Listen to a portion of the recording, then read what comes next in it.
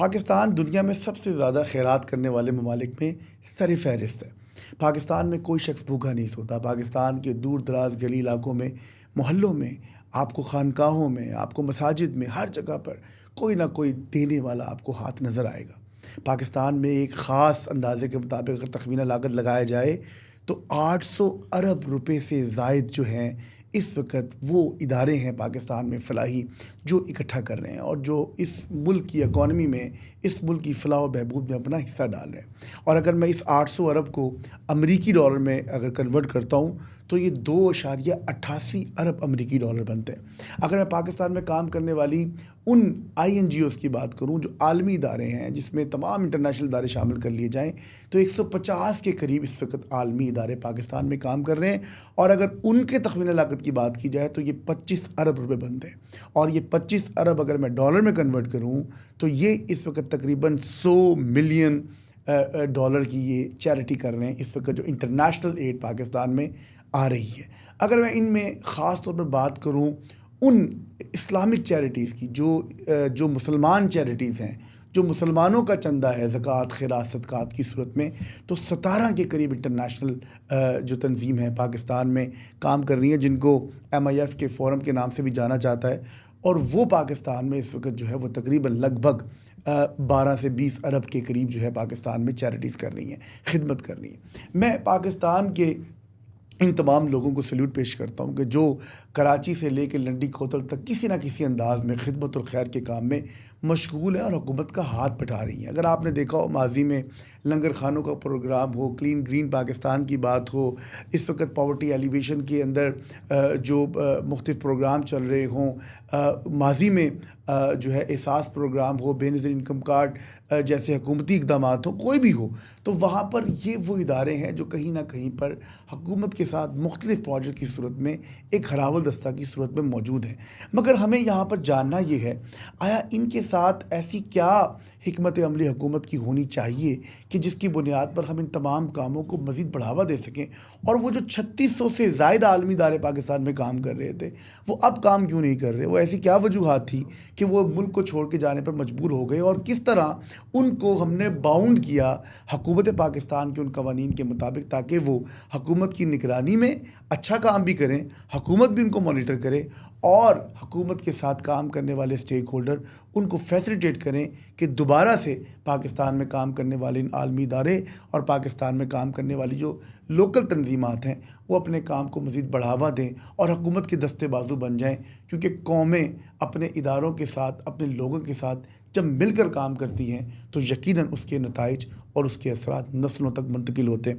آج اسی حوالے سے ہم نے دعوت دی ہے اپنے اس ایوان میں آصف چشتی صاحب کو۔ آپ ڈیولپمنٹ سیکٹر کے ایکسپرٹ بھی ہیں اور ان سے جاننا چاہیں گے کہ کس طرح ہم پاکستان میں جو یہ ادارے ہیں وہ کیسا کام کر رہے ہیں، ان کے کام کو حکومت کس نگاہ سے دیکھتی ہے، چیلنجز کیا ہیں، اور ایک تصویر ان سے جاننے کی کوشش کرتے ہیں کہ ہو کیا رہا ہے پاکستان میں آج 2025 میں۔ السلام علیکم۔ وعلیکم السلام۔ آصف صاحب، میں نے انٹرو بھی دیا، میں نے بتانے کی کوشش بھی کی کہ پاکستان میں یہ ادارے بہت عرصے سے کام کر رہے ہیں، یعنی کہ ان کی کوئی ہمارے پاس اگر تاریخ دیکھی جائے تو کچھ ایسے ادارے بھی ہیں جو پاکستان بننے سے پہلے کہ یہاں پر قائم ہوئے اور آج تک اس میں اپنی خدمت اور اپنی محبت کا کام جو ہے وہ سر انجام دے رہے ہیں، انسانیت کی خدمت کر رہے ہیں، اور مشنری لوگ بھی اس ملک میں آئے، اس ملک نے ان کو اکنالج بھی کیا، بڑے بڑے اعزازات سے نوازا۔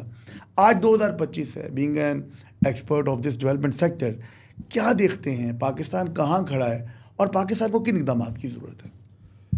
بہت شکریہ ریان صاحب۔ یہ بڑا اہم جو ہے وہ ٹاپک ہے جس پہ واقعی گفتگو کرنے کی ضرورت ہے، کیونکہ یہ ادارے بہت زیادہ کنٹریبیوٹ کر رہے ہیں۔ صحیح۔ اور جب ڈیزاسٹر آتا ہے کہ گورنمنٹ کی کیپیسٹی بہت ہوتی ہے، لیکن ہم نے دیکھا کہ یہ ادارے فور فرنٹ پہ جو ہے وہ رسپانس کر رہے ہوتے ہیں، اسی طرح ڈیولپمنٹ کے پروجیکٹ کر رہے ہیں۔ لیکن کچھ کنفیوژن ہے، میں سمجھتا ہوں کہ یہ جو گورننس کے ایشوز ہیں، اسپیشلی MOU اور NOC، کہ ان کو کچھ تو انڈرسٹینڈنگ کی کمی ہے جو ادارے ہیں ان کو، اور کچھ صاف ظاہر ہے ہم یہ بھی بات کرتے ہیں کہ اداروں میں پالیسیز جو ہیں وہ تھوڑی ویگ ہیں، ان کو بھی بہتر کرنے کی ضرورت ہے۔ مثلا NGO پالیسی 2015 بنی، اس میں 3 پیجر میں سارے اداروں کو ایسے سمو دیا گیا کہ وہ اس کو بعد میں انٹرپریٹیشن ہر کوئی اپنی اپنی کرنے لگ گیا، تو مسائل الٹا بڑھتے گئے. میں کوئکلی بتاؤں، فار ایگزامپل بلوچستان کے اندر کسی نے کام کرنا ہے تو وہاں پہ ڈیولپمنٹ کے پروجیکٹ کرنی ہے تو چیریٹی کمیشن بنا ہے، اس کے تھرو آپ کی رجسٹریشن ہوگی، اس کے تھرو آپ کام کریں گے. ایمرجنسی کے پروجیکٹ کرنی ہے تو وہاں PDMA ہے، اس کی طرح ڈسٹرکٹ اتھارٹیز ہیں، ان کے ساتھ پروونشل سے ڈسٹرکٹ ایسے چلے گا. وہ فیسیلیٹیٹ کرتے ہیں اور جو رسپانس پلان بنتے ہیں ان کے اندر رہ کے، جیسے آپ نے بجا فرمایا کہ بہت ساری کنٹریبیوشن ہے لیکن وہ ڈپلیکیشن آف ایفرٹس نہ ہو، تو اس لیے جو گورنمنٹ بڑے لیول پہ میگا پلانس بناتی ہے انہی کے اندر رہ کے اداروں کو بھی کام کرنا چاہیے، اور یہ فورم اچھے بھی. سندھ کے اندر اگر ہم کام کریں تو پرائمرلی PDMA ایکٹیو ہے، اور ڈسٹرکٹ جو اتھارٹیز ہیں، ڈپٹی کمشنرز ہیں، وہ NOCs جاری کرتے ہیں. اور کچھ ایریاز ہیں جیسے تھر کے ایریاز ہیں، وہاں پہ ڈسٹرکٹ اسکروٹنی ایک کمیٹی بنی ہوئی ہے جو کہ ایک ایشو کرتی ہے NOC. وہ اس میں مختلف ایجنسیز اور ڈپارٹمنٹ انوالو ہیں، وہ NOC جاری کرتے ہیں کیونکہ یہ سینسٹیو ایریا کا رہ جاتے ہیں. اس طرح اگر آپ KP میں آ جائیں تو KP میں تھوڑا ڈفرینٹ ہے، relief rehabilitation and settlement department ہے صحیح، جس کے اندر یہ ریسکیو 11 22 PDMA اور سول ڈیفنس یہ سارے ڈپارٹمنٹ ہیں. تو یہ سیکریٹریٹ کے اندر ایک NGO سیکشن بنایا ہوا ہے جس کے ایک NGO کے فوکل پرسن ہے جو NOCs جاری کرتے ہیں. اور یہ NOC KP نے تھوڑا ایزی کر دیا. KP کے اندر اگر آپ پروونشل لیول پہ NOC لے لیتے ہیں تو ڈسٹرکٹ میں لینے کی بالکل ضرورت نہیں ہے، وہ NOC چلی جاتی ہے ایز اٹ. اسی طرح AJK میں اب MOU جن کے پاس ایسے ہیں اداروں کے پاس جو آل اوور پاکستان کام کر سکتے ہیں، تو ان کو اپنے MOU کے اندر یہ مینشن کروانا ضروری ہے کہ آپ including AJK and Gilgit Baltistan. تو وہ پھر AJK کیونکہ علیحدہ اسٹیٹ ہے تو اس میں کام کرنے کے لیے پھر ڈسٹرکٹ وہ ہے ان کو لینا پڑتا ہے. پنجاب کے اندر جو ہے وہ بھی اسی طرح پنجاب چیریٹی کمیشن ہے، PDMA ہے اور ڈسٹرکٹ گورنمنٹس ہیں. لیکن ان سب کو ہم جب دیکھتے ہیں تو یہ سارے اداروں کی کہیں نہ کہیں پہ ہمارے جو سیکرٹ ادارے ہیں وہ مانیٹرنگ کر رہے ہوتے ہیں. صحیح. تو ان کے اندر گائے بگائے ایڈوائزریز آتی رہتی ہیں کہ یہ کرنا ہے یہ نہیں کرنا. تو اس کے اندر اداروں کے اندر جو گورنمنٹ کے ساتھ لائزننگ ہے، کنیکشنز ہیں کہ جو بھی انفارمیشن آئی ہے اپنے آپ کو کمپلائی کریں. فار ایگزامپل ہم MOU لیتے ہیں، اس میں ایک APA ہوتا ہے، اینول پلان آف ایکشن. صحیح. اب APA لے کے پھر اس کو بھول جانا اداروں کی، اس پہ اوپر رپورٹ نہیں کرنا، تو وہ بھی ایک وجہ بنتی ہے کہ وہ پھر جب رینیول کے لیے آتا ہے تو وہ اس کے اوپر عمل درآمد نہیں ہوا ہوتا، تو وہ پھر پریشانی بنتی ہے. صحیح. تو یہ ساری اچھا اس کے اندر بہت ساری امپرومنٹ ہوئی ہے. جیسے اکنامک افیئر ڈویژن ہے، اس کو لوکل NGO کے لیے ڈیڈیکیٹ اب ہوا ہے. MOI جو ہے وہ انٹرنیشنل NGO کے لیے. اب EAD ڈیجیٹلائز ہو گیا، اب اس کے لیے آن لائن اپلائی کریں. اکنامک افیئر ڈویژن کی بات، اکنامک افیئر ڈویژن اور MOU کے اندر بھی تھوڑے عرصے میں اسی طرح کے ہو جائیں گے. KP نے اپنا ریلیف ریہیبلیٹیشن ابھی ریسنٹلی انہوں نے سافٹ ویئر بنا لیا ہے، لیکن ابھی ڈیٹا اس کو شفٹ کیا جاتا ہے. تو ڈیجیٹلائز ہو جائے گا تو اس میں کافی ساری پھر بہتر. اچھا، یہ تو آپ نے بڑا زبردست مجھے بتایا کام کا طریقہ کار کیا ہے، صوبائی معاملات میں کیا ہے، لوکل معاملات میں، اور انٹرنیشنل آرگنائزیشن کی بیسیکلی بات ہو رہی ہے. تو وہ کس طرح اپنے اہداف کو جو ہے وہ مکمل پائے تکمیل تک پہنچانے کے لیے اداروں کے ساتھ مل کے کام کر رہی ہیں. فنڈز کی جو ترسیل ہے اور فنڈ کی، یہ بڑا چیلنج رہا ماضی میں. لوگ کہتے ہیں کہ، اور ادارے بھی کہتے ہوں گے پہلے، کہ بھئی کس طرح یہ فنڈز کی ترسیل ہوتی ہے، اس ترسیل میں کس طرح ان کو کیا جاتا ہے اپنے ان صوبائی ہیڈ کوارٹرز میں، اور صوبائی ہیڈ کوارٹر سے پھر آپ کے جو ریجنل اور ایریا آفسز میں وہاں پر کام کو پائے تکمیل تک پہنچایا جاتا ہے.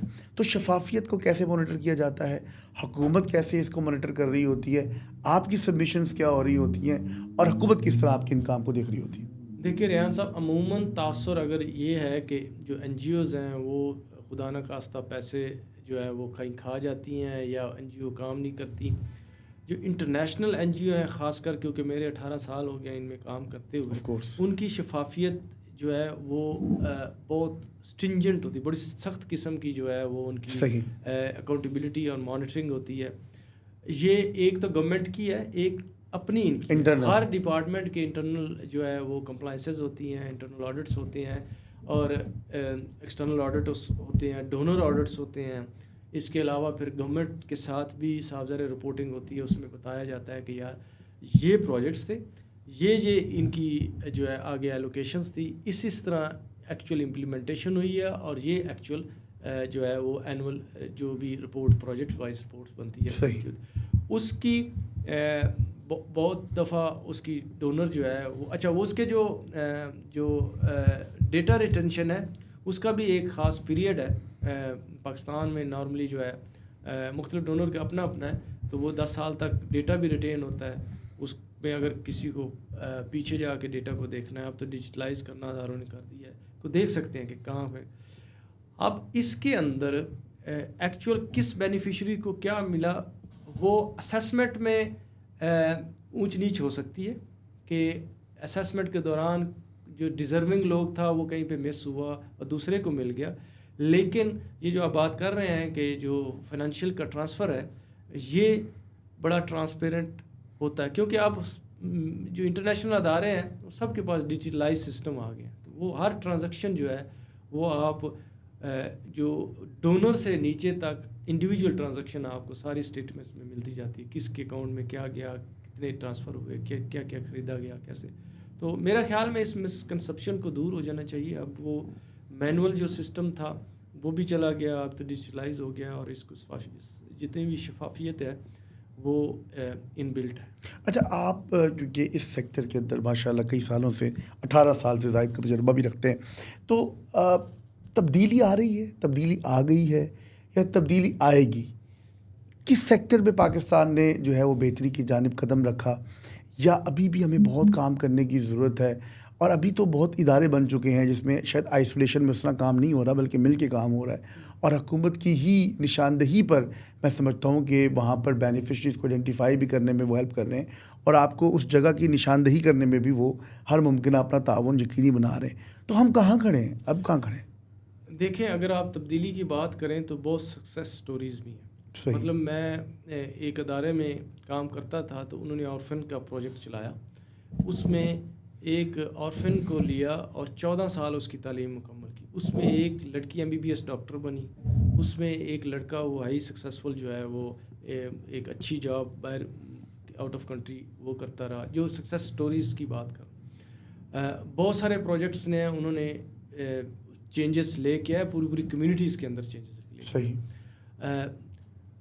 یہ جو کرائسز ہیں، یہ کرائسز ہر آنے والے دن کے ساتھ چینج ہوتے جا رہے ہیں. جو ہم اسٹریٹجیز بنا رہے ہیں، فار ایگزامپل کسے پتہ تھا کہ 2005 میں ارتھ کوئک آئے گا، ہر چیز ہی چینج ہو جائے گی. اس سے پہلے تو سارے ڈیولپمنٹ کے پروجیکٹ آئے ہیں جی، کرائسز ہوتے ہی نہیں ہیں. اچھا، اس سے ہم نکلے تو فلڈ آ گیا. اب فلڈ آیا تو اس سے نپٹے اب ہم سیدھے ہوئے تھے، ڈیولپمنٹ کے پروجیکٹ سٹارٹ کیے تھے تو 2022 کا فلڈ آ گیا، اور شدید فلڈ. اب فلیش فلڈ. اب کلائمیٹ چینج آپ کو پتہ ہے، آپ اس کے ایکسپرٹ ہیں کہ کلائمیٹ چینج کا کتنا بڑا تھریٹ ہے.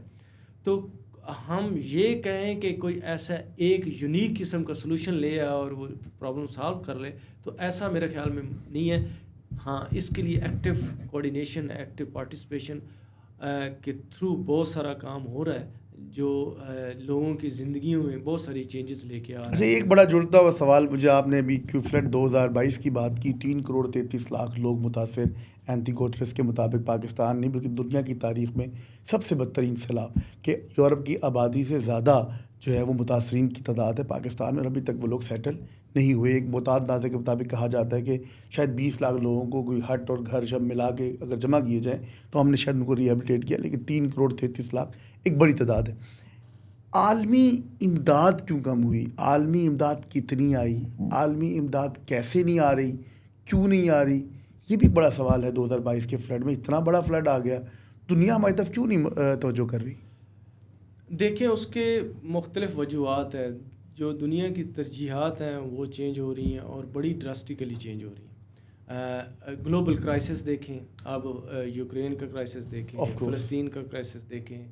اب جب بڑے بڑے کرائسس ہم دیکھتے ہیں تو یہ کرائسس چھوٹا نظر آتا شروع ہو جاتا ہے. یہ آپ کی بات ٹھیک ہے، 2022 کا بہت بڑا فلڈ تھا، ایون 2010 سے بھی بڑا تھا.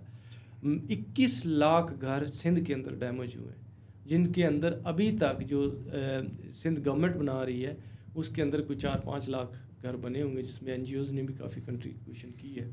لیکن it's a long way to go. تو اس کے لیے جو ہے جو کمٹمنٹ ہوئی، آپ کو بھی پتہ ہے कॉप की सूरत में कमिटमेंट्स हुई लेकिन मैच्योर नहीं हुई. अक्सर जो है उसके अंदर लोन्स हैं जो रीपे करने हैं और जो है वो प्रायोरिटीज़ बिल्कुल चेंज है डोनर्स की.